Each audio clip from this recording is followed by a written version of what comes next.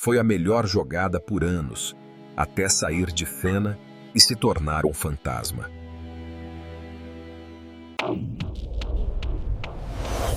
Corporate Algumas Ghosts. empresas não faliram, viraram fantasmas. Você não escolhia um tênis apenas para calçar. Você escolhia para existir. Na escola, no recreio, no campinho de terra, o tênis dizia quem você era, antes mesmo de você falar qualquer coisa. Quixote e Bamba não eram apenas calçados, eram símbolos. Para muitos, o Quixote era o sonho, o tênis do futebol, do chute forte, da propaganda que prometia resistência. O Bamba era a alternativa possível, mais simples, mais acessível, mas ainda assim presente. Os dois faziam parte do mesmo universo, e os dois carregavam o mesmo nome por trás: Alpargatas. Uma empresa que durante décadas esteve ligada ao cotidiano brasileiro, não ao luxo, mas ao uso real. Calçar um Quixote ou um Bamba não era um detalhe, era uma decisão que vinha carregada de expectativa. Na infância, isso importava. Importava no pátio da escola, na educação física, no jogo improvisado depois da aula.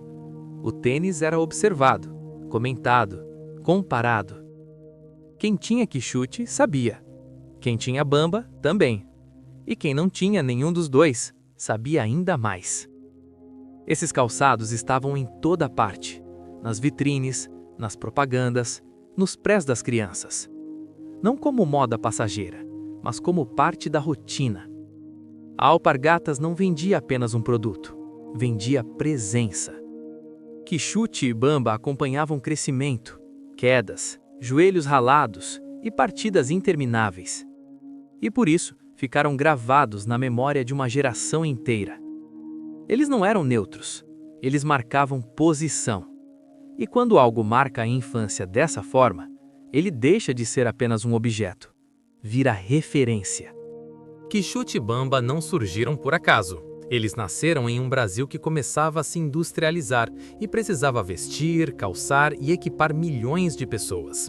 Por trás desses nomes estava a Alpargatas, uma empresa que já fazia parte da vida cotidiana muito antes de falar em marca forte ou identidade. A Alpargatas entendia o consumo popular. Produção em escala, preço acessível, produto feito para durar. Não era uma indústria voltada para moda, era uma indústria voltada para uso. Naquele Brasil, ter um par de tênis já era um avanço. Não se tratava de escolha estética, tratava-se de necessidade. A escola exigia, a educação física pedia, o esporte improvisado fazia parte da rotina. A Alpargatas enxergou isso cedo. Quixote surgiu como o tênis robusto, associado ao futebol e à resistência. Bamba apareceu como alternativa mais simples, mais acessível, mas igualmente presente no dia a dia. Os dois não competiam apenas entre si, eles preenchiam espaços diferentes dentro da mesma realidade social. Enquanto uma parte sonhava com o Quixote, outra parte vivia com o Bamba. E essa divisão não era apenas econômica, era simbólica. O tênis acompanhava o crescimento do país, das escolas públicas aos campinhos de terra, das cidades grandes ao interior. A Alpargatas crescia junto.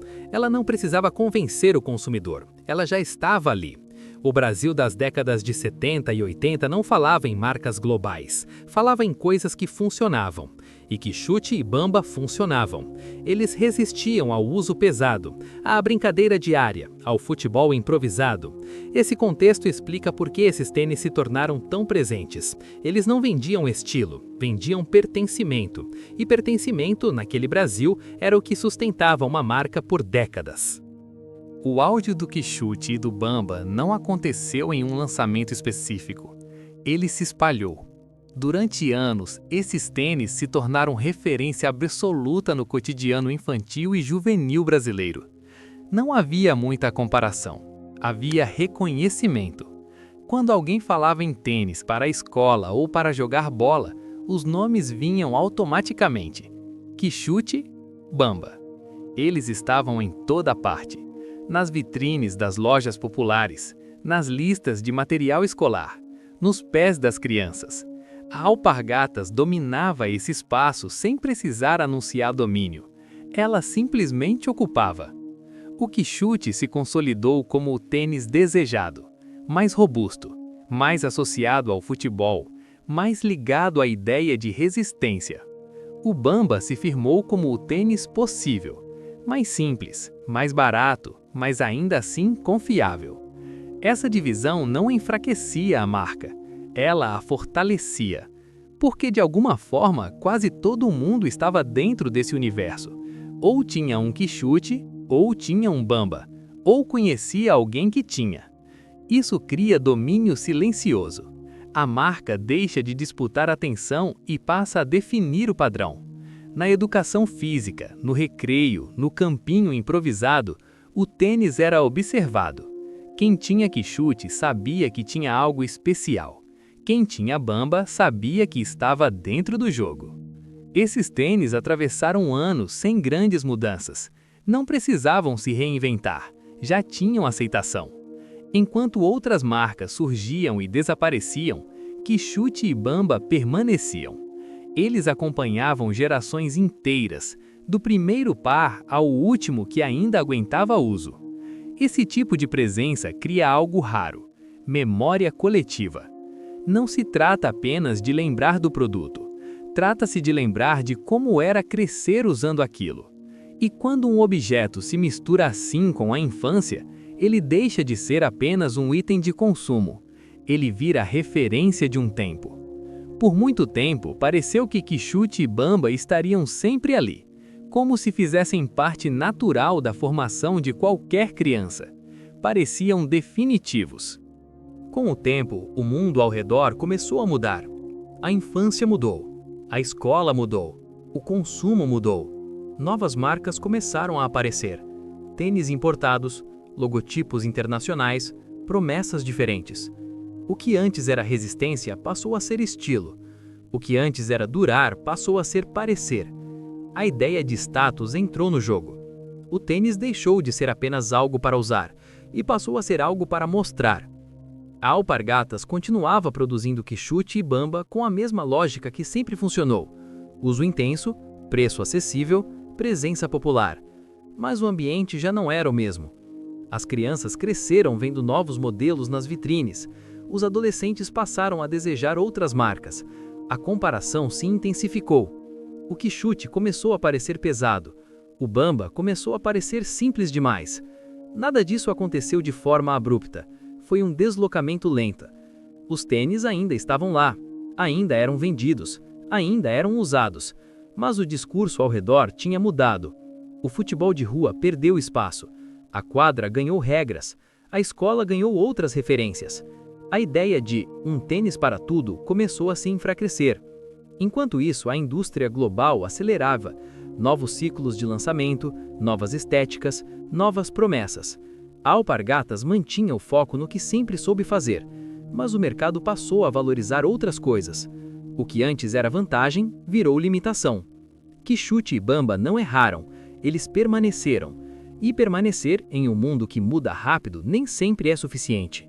O ambiente já não favorecia a mesma lógica, e quando o contexto muda, até marcas que pareciam eternas precisam encontrar um novo lugar. Nem sempre conseguem. Quichute e bamba não sumiram de repente. Eles foram ficando, mas ficando de outro jeito. As lojas continuaram vendendo, os estoques ainda existiam. Os nomes ainda eram conhecidos. O que mudou foi a escolha. Quando surgiam novas opções, quichute e bamba passaram a não ser mais a primeira resposta. Antes a pergunta era simples: qual tênis comprar? Agora a pergunta vinha carregada de comparação. Marca, modelo, imagem. O consumo infantil e juvenil mudou de lógica. O que antes era funcional passou a ser simbólico. Nesse novo cenário, o tênis precisava comunicar algo além do uso. Precisava representar estilo, pertencimento a um grupo, atualização. Quichute e bamba continuavam entregando resistência, mas isso já não bastava. A Alpargatas manteve as marcas vivas por um tempo, mas o espaço que elas ocupavam no imaginário começou a diminuir. Elas deixaram de ser referência e passaram a ser alternativa. E quando uma marca deixa de ser referência, o processo de apagamento começa. Não com rejeição, mas com substituição. Os pais já não indicavam automaticamente. As crianças já não pediam pelo nome. As vitrines já não destacavam. Nada disso virou notícia, nada disso foi anunciado. O apagamento aconteceu no cotidiano. O último par de quichute foi usado até gastar. O último Bamba foi comprado por hábito, não por desejo. Depois disso, o espaço foi ocupado por outros nomes. A marca não acabou, ela deixou de importar. E esse é o tipo mais silencioso de desaparecimento. Porque ele não fecha portas, ele apenas muda o caminho. Hoje, quichute e Bamba não ocupam mais o mesmo lugar. Eles não estão mais no centro das vitrines. Não são mais citados nas conversas das crianças. Não aparecem como desejo imediato, mas ainda existem. E é exatamente aí que nasce o fantasma. Para quem viveu aquela época, os nomes continuam claros. Eles surgem em lembranças rápidas, quase automáticas, em conversas sobre infância, sobre escola, sobre futebol improvisado. Você lembra do quichute? Você lembra do Bamba? A pergunta não vem carregada de saudade exagerada, vem como reconhecimento. Porque esses tênis não marcaram um momento específico, eles marcaram um período inteiro da vida. Calçar um quichute ou um Bamba fazia parte do crescimento, do corpo mudando, do pé crescendo rápido demais, do tênis ficando pequeno antes de gastar. Eles acompanharam quedas, corridas, joelhos ralados, não como lembrança isolada, mas como presença constante. Quando marcas assim desaparecem do cotidiano, elas não deixam um vazio imediato, elas deixam um eco. O nome ainda existe, a imagem ainda é reconhecida, mas não há mais contato direto. A alpargata seguiu em frente, outros produtos ganharam espaço, outras estratégias surgiram. Quichute e Bamba ficaram para trás, não por fracasso, mas por mudança de tempo. Hoje eles sobrevivem como referência histórica, como símbolo de um Brasil em que o tênis precisava durar mais do que parecer. Eles não voltam para dominar o mercado, não voltam para disputar a atenção. Voltam apenas quando alguém lembra. E quando alguém lembra, a marca reaparece por alguns segundos, no lugar mais resistente de todos, a memória. É ali que quichute e Bamba continuam existindo, não nos pés, mas na lembrança de quem cresceu com eles. E esse é exatamente o território dos fantasmas corporativos. A história do quichute e do Bamba não fala apenas de tênis. Ela fala de um tempo em que crescer significava adaptar, usar até não dar mais, passar para o irmão mais novo, trocar quando o pé já estava grande demais. Esses calçados não eram descartáveis, eram companheiros de fase. Eles acompanharam uma geração inteira em silêncio, sem promessa de status, sem discurso de moda. E talvez por isso tenham ficado tão marcados. Quando marcas assim desaparecem do cotidiano, não deixam apenas um produto ausente. Elas deixam uma referência de época. O Corporate Ghosts existe para registrar esse tipo de desaparecimento. Não o fim espetacular, mas o afastamento silencioso. Marcas que não falharam, não quebraram, não foram rejeitadas. Apenas deixaram de ocupar o mesmo espaço em um mundo que mudou mais rápido do que elas. Quichute e Bamba continuam existindo, como símbolos de um Brasil em que o consumo era mais direto, mais funcional, mais ligado ao uso real. Eles não voltam para disputar mercado, não voltam para conquistar vitrines. Voltam apenas quando alguém lembra. E quando alguém lembra, essas marcas cumprem um papel que nenhuma campanha publicitária consegue. Elas conectam pessoas a um tempo específico da vida, a uma fase que não volta, mas que permanece guardada. Se essa história despertou alguma lembrança em você, conte nos comentários qual foi o seu primeiro tênis ou qual marca marcou a sua infância. Se você se interessa por histórias de marcas e produtos que fizeram parte da vida das pessoas e depois desapareceram silenciosamente, inscreva-se no canal. E se esse episódio fez você reconhecer algo que viveu, deixe seu like. Enquanto alguém lembrar, essas marcas continuam existindo, como fantasmas corporativos. Corporate Ghosts.